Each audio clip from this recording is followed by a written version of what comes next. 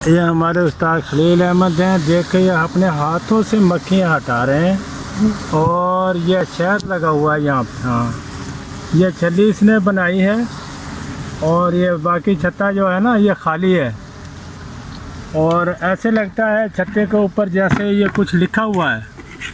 हाँ, और ये खलील अहमद मौलवी खलील साहब, ये देखें ये इसका चेहरा है माखों के साथ बिल्कुल बगैर दस्तानों के इसने ये शहद काटा है और ये बाल्टी के अंदर डाल दिया, छुरी डाल दी, ऊपर ढकना लगा दिया और अब ये हाथों के साथ फिर दोबारा से इसको साफ़ कर रहे हैं, शहद खा रहे हैं। देखो ये देखें, मुंह से खाने की कोशिश कर रहा है। देखो जैसे बिल्ला खाता है ना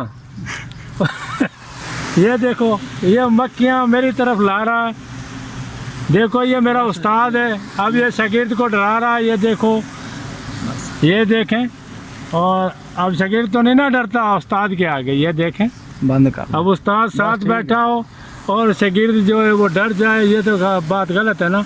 ये छत्ते में नहीं है, छत्ते दे विच उंगल मार के नहीं है, देश हो गया है, खाली है। ये छत्ता चेक कर रहा है। ये छत्ते के अंदर ये छत्ता है, ये मक्खियाँ देखें, ये हाथ लगा रहा है मक्खियों को और मक्खियों उड़ा रहा है।